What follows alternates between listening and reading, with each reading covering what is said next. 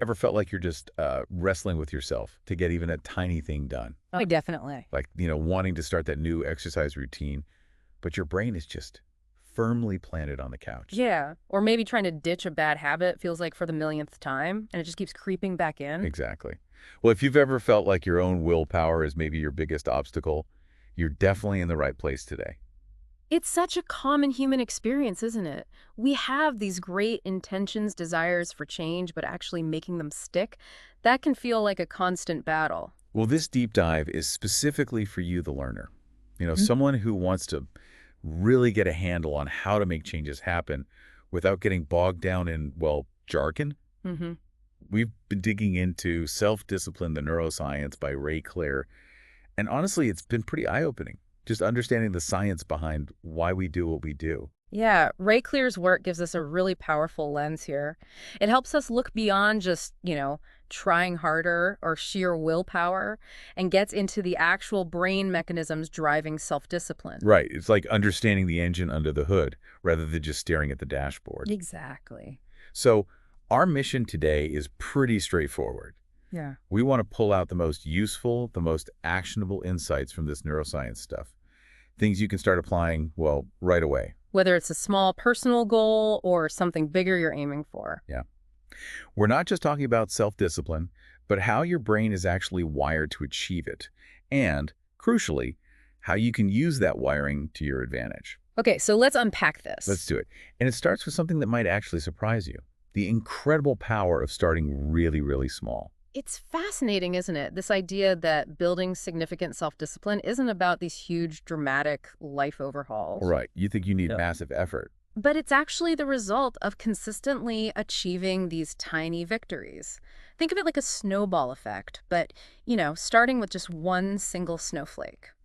Clear explains how even these almost, well, laughably small positive actions, like deciding to do just one push-up or read one sentence even that releases a little bit of dopamine in your brain. Mm. Now, for anyone not deep into brain chemistry, why is that little dopamine boost so crucial? Okay, so dopamine is key here. It's basically a signal in your brain that says, hey, this was good, this felt rewarding. Mhm. So when you take that tiny positive step and get that little dopamine hit, your brain is more likely to want to repeat that action. It's your brain's way of giving you a little nudge, saying, nice job, let's do that again. So even something like flossing just one tooth can give your brain a little yes signal. Mhm. Makes you more likely to do it tomorrow. Precisely. And Clear talks about this concept of atomic habits, right? These incredibly small improvements that over time compound into really significant changes. He uses that great airplane analogy. Oh yeah, the plane analogy. Explain that one. Okay, so imagine a plane taking off.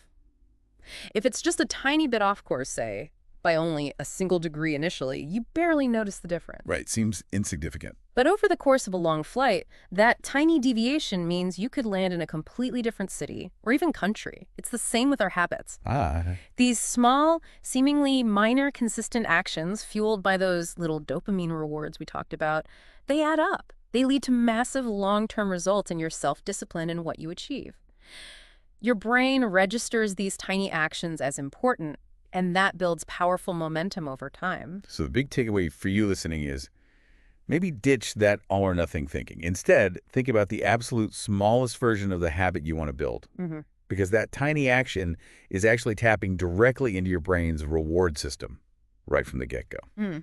Okay, so let's shift gears a bit and look at the hardware itself, understanding how our brain is actually wired for these habits. Yeah, and connecting this back to why those small wins work so well, it helps to understand the different brain parts involved. Clear specifically mentions the basal ganglia and the prefrontal cortex. Okay, basal ganglia sounds a bit technical. What's its job? Think of it as your brain's habit autopilot. That's largely the role of the basal ganglia. It handles all those automatic things you do without really thinking, like tying your shoes or that route you automatically take home. Other routine stuff. Exactly. Once a habit is really ingrained, it's mostly run by this autopilot system.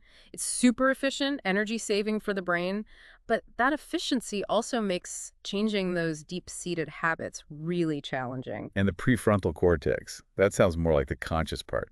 That's right. The prefrontal cortex is your brain's CEO, essentially, your conscious control center. It's involved in making decisions, planning ahead, and that feeling we call willpower, that deliberate effort you use to resist an impulse or start something new and difficult. Right. Now, the good news is your brain has this amazing ability called neuroplasticity. It means it can change, it can form new connections. But those well-worn pathways in your basal ganglia for your existing habits, they're strong, they're efficient. So you can change, but the old paths are like highways. Pretty much, but it's empowering too, right? It Yeah. means your brain isn't fixed. You can build new pathways for good habits. Okay, so it sounds like we can't just rely on that conscious CEO part, the prefrontal cortex, to constantly fight the autopilot, the basal ganglia. That sounds exhausting. What's a more sustainable way to deal with ingrained habits if pure willpower has its limits? You've really hit on a crucial point there. That conscious control center, the prefrontal cortex, it's like a muscle. It gets tired. Ego depletion, right? Exactly, ego depletion. The more you try to force yourself through sheer willpower, resisting those autopilot habits, the more likely you are to just run out of mental energy. So the key really is to work with your brain, not constantly against it. How do we do that? Make the good habits so easy, so automatic, that your autopilot system, the basal ganglia, eventually takes over. That reduces the constant demand on your conscious effort, your willpower. That makes a ton of sense. It's about making the good habit the path of least resistance, the default setting. Now, we mentioned dopamine earlier, but Clear goes deeper into how it really fuels our motivation. Yeah, and what's really interesting is the timing of that dopamine release. It's not just about the pleasure we feel after we achieve something, like after we eat the cookie. Okay. Crucially, dopamine is often released in anticipation of a reward. This anticipation itself is a huge driver of our motivation to act. So it's the thought of the reward or the potential reward that actually gets us moving. Precisely. Your brain learns to link certain signals, could be a time of day, a place, an emotion, whatever, with the possibility of a positive outcome. When you encounter those signals, those cues, your brain releases dopamine, creating that feeling of wanting and prompting you to take action. And this links directly back to how habits form in the first place. Absolutely. Over time, your brain learns. Cue happens, I do this action, I get that dopamine spike, that feeling of satisfaction or pleasure. This strengthens the whole loop cue, routine, reward, making the habit more and more automatic. Okay, so the practical application for you listening is? Find ways to make those good habits feel more immediately rewarding, even in small ways. It could be just noticing the sense of accomplishment or finding a moment of actual enjoyment in the process.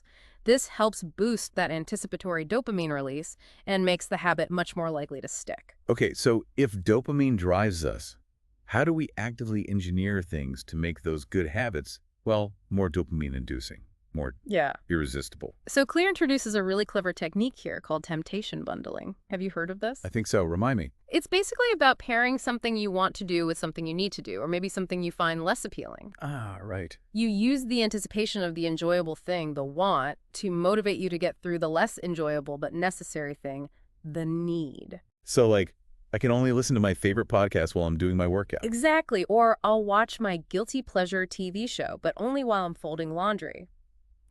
You're essentially borrowing the motivational pull of the desired activity. That's smart.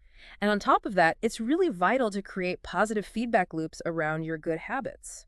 This could be super simple, like tracking your progress, Yeah. maybe just putting a check mark on a calendar, using an app, Seeing the chain, yeah. seeing the chain, visibly acknowledging your successes no matter how small they seem, even just mentally giving yourself a pat on the back. That triggers more dopamine, further reinforcing the habit. And there's a social angle, too, isn't there? Habits aren't just an individual thing. Oh, absolutely. Our social environment has a huge influence. We tend to adopt and stick with habits that are, common or valued in our social circles. It's like friends who all go running together. Exactly. Joining communities, finding accountability partners who share your goals that can provide really powerful external encouragement and motivation, especially when your internal drive dips a bit.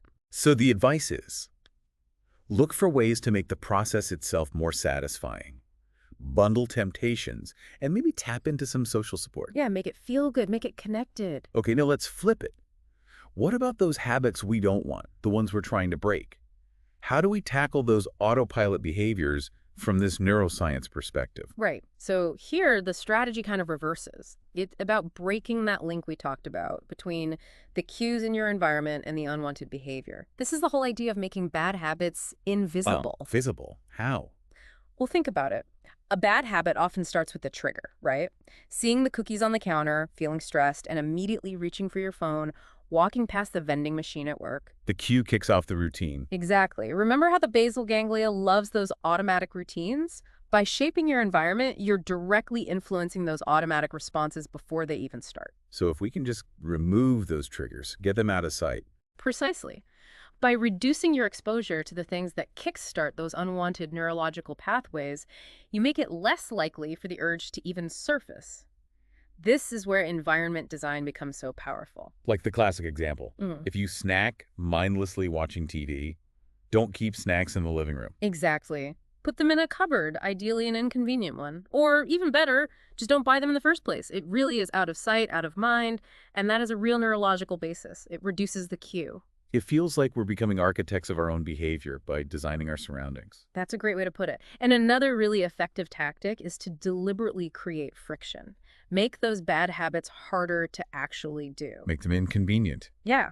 By increasing the effort needed, you interrupt that smooth, automatic response and give your conscious mind, your prefrontal cortex, a chance to step in and say, wait, do I really want to do this? Like putting your phone in another room when you need to focus. That extra walk adds friction. Perfect example. Yeah. Or deleting distracting apps, logging out of accounts, anything that adds a step. So the practical step for you is to really analyze your bad habits, pinpoint those environmental cues that set them off, then actively change your surroundings to minimize those triggers and maybe add some friction.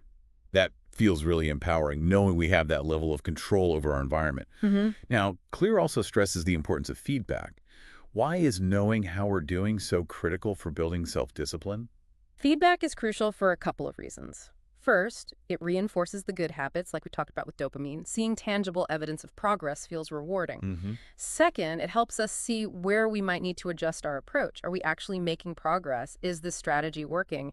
It provides that clear link between our actions and the results. So seeing the miles add up on your running app, or maybe tracking how many days you've stuck to a new routine? Exactly. Tracking gives you that visual proof. Seeing that progress, even small progress, provides a sense of accomplishment and really encourages consistency.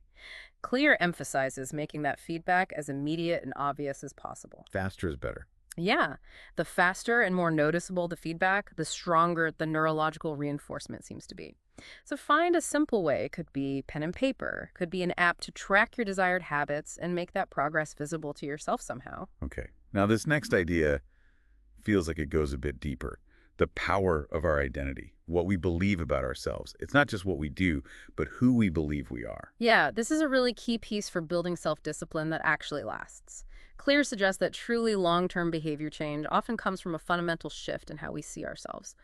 Oh, so? When our habits become aligned with our core beliefs about who we are or who we want to be, they become less of a struggle. They feel more like a natural expression of our identity rather than something we have to force. So instead of just saying, I want to exercise more, it's shifting to thinking, I am the kind of person who values being active and healthy. Precisely. That's the core of what James Clear calls identity-based habits.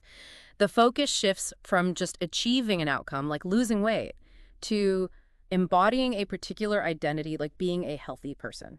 And how does that work neurologically? Well, every time you act in a way that aligns with that desired identity, say, choosing the salad, because you see yourself as someone who eats healthily, it strengthens the neural pathways associated with that belief and that behavior. It reinforces the self-image. It becomes proof to yourself. Exactly. Yeah. Prove to yourself that you are that kind of person. So it's worth taking some time to really consider, who do you want to be? Let that vision guide the habits you choose to cultivate. That's powerful stuff.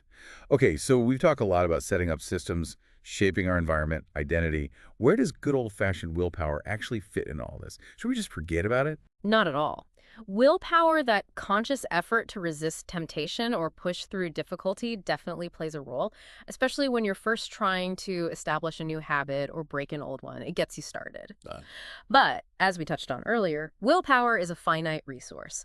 The whole idea of ego depletion suggests that our capacity for self-control can get worn out with use, like a mental muscle getting fatigued. Right, like a battery that runs down during the day if you're constantly resisting things. That's a great analogy. The neurological basis likely involves the prefrontal cortex using up energy to exert that conscious control. So relying solely on willpower for the long haul, it's generally not a very effective or sustainable strategy. Which brings us back to the systems. Exactly. This is why building those supportive systems, designing your environment, making good choices easier, why all that is so important. It reduces the need to constantly draw on that limited willpower reserve. The key insight isn't to dismiss willpower, but to recognize its limits and build a structure around yourself that minimizes how much you have to rely on it day in, day out. Which really brings us nicely full circle back to our surroundings. You've mentioned it a few times, but Clear really hammers home how powerfully our environment influences us, often completely unconsciously. Absolutely, it's huge. Yeah. Our environment is constantly bombarding us with cues, visual, spatial, social, that trigger those automatic responses in the basal ganglia we talked about earlier. The habit center. Right. But the flip side is, by intentionally designing our environment, we can essentially program those automatic responses to work for us rather than against us. So it's about making the good options the obvious, easy ones, and the less desirable options. Less obvious, less easy. Exactly that. Arrange your physical spaces, your digital spaces even, to make the cues for your desired behaviors more visible, more prominent, more easily accessible. And at the same time, minimize or completely remove the cues for those unwanted behaviors. Like laying out your workout clothes the night before. That's making the cue visible and easy. Perfect example. Or keeping healthy snacks right on the counter at eye level while the cookies are hidden away in a high cupboard. It's about optimizing the path of least resistance towards your goals. So, a challenge for you listening. Take a really critical look at your typical environments, home, work, wherever. Ask yourself, is this space set up to help me succeed, or are there things here that are subtly sabotaging my goals? That's a great practical exercise. Now, another challenge is keeping motivation high over the long term. It can ebb and flow, right? How do we keep that inner drive going consistently? That's a key question for long-term success. The science really points towards the power of intrinsic motivation. That means doing things because you find them genuinely enjoyable, satisfying, or meaningful in themselves, not just for some external reward like money or praise. So finding the fun in it or the purpose. Exactly. When your habits connect with your deeply held values and your bigger long-term aspirations, that provides a much more powerful and self-sustaining internal engine. It's about linking those daily actions, sometimes mundane actions, to your bigger why. What about external factors? They still matter. Don't underestimate the value of accountability and social support. Sharing your goals, having someone check in that can provide a crucial external push when your own intrinsic motivation inevitably dips sometimes. So it's a mix, perhaps? Often, yes. So maybe think about how can you connect your desired habits to what truly matters to you personally? And also, could finding a supportive community or even just one accountability partner help you stay on track? Good points. So we've covered a lot of the underlying science and strategy, but what about just getting started? Sometimes that initial hurdle feels like the biggest one. Totally. That inertia can be really powerful. And this is where that strategy of starting incredibly small comes back in. And it's so effective precisely because of the neuroscience. By focusing on tiny first steps, you bypass that feeling of overwhelm that can shut down action. And Claire has that specific rule for this, right? Yeah, the 2-minute rule. It's such a practical way to beat inertia. The basic idea is whatever your goal is, scale it down so that the very first action takes less than 2 minutes to complete. So if you want to start meditating daily, the 2-minute version is just sit quietly for 1 minute. Yeah. Or even just get the cushion out. Exactly. Or read before bed each night becomes read 1 page. Do yoga becomes get out my yoga mat. It's about making that entry point so ridiculously easy that there's almost no internal resistance. It lowers the barrier to almost zero. Precisely. And that small action helps build that initial momentum we talked about, gets the dopamine flowing just a little bit. Once you're consistently doing that tiny 2-minute version, it becomes much, much easier to gradually increase the duration or intensity over time. Because you've already established the pattern. Right. It aligns perfectly with how our brains adapt. Small, gradual changes are much more readily accepted and integrated than sudden, drastic ones. So for any new habit you're thinking about building, try to identify the absolute first, smallest action you can take, something that takes less than 2 minutes. Start there. That's super actionable. Finally, wrapping this all up, it feels important to touch on mindset. Building real self-discipline, changing habits. It isn't usually a quick fix, is it? It's more of a long game. Absolutely. Patience and a long-term perspective are so key. Developing lasting self-discipline, truly integrating new habits, it's a process. It takes time. It takes consistent effort. And you'll probably slip up sometimes. You will. It's important not to get discouraged by occasional setbacks. Progress is rarely linear. It's often gradual, sometimes 2 steps forward, 1 step back.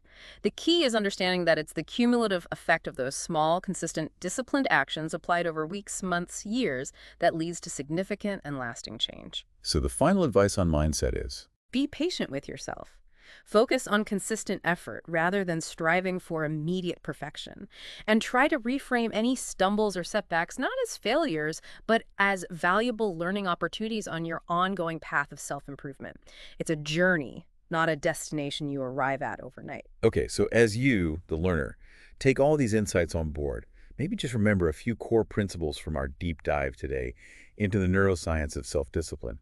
First, really embrace the power of those tiny beginnings, those small wins that spark your brain's reward system, build that incredible momentum over time. Start small. Second, just knowing a little bit about your brain's habit-forming machinery, that autopilot system, the basal ganglia, and your conscious control center. The prefrontal cortex allows you to design habits that work with your brain, not against it. Work with the wiring. And finally, never underestimate the huge, often unseen influence of your environment. Actively shape it to support your goals. Yeah, by focusing on those foundational ideas, small wins, brain wiring, environment, you can really move beyond just relying on sheer willpower. You can start building sustainable habits that truly reflect the person you want to become. So here's a final thought for you to chew on. Thinking about your own goals and everything we've discussed about your brain's reward system. What's one, maybe unexpected, small way you could make the very first step towards a key goal feel just a little bit more immediately rewarding for yourself? And just imagine, how might that seemingly tiny adjustment create a positive ripple effect over time? Interesting question to ponder. Indeed. Well, thanks for taking this deep dive with us today into the neuroscience of self-discipline. We really hope it's giving you some valuable food for thought, maybe some practical tools as you continue to explore and grow.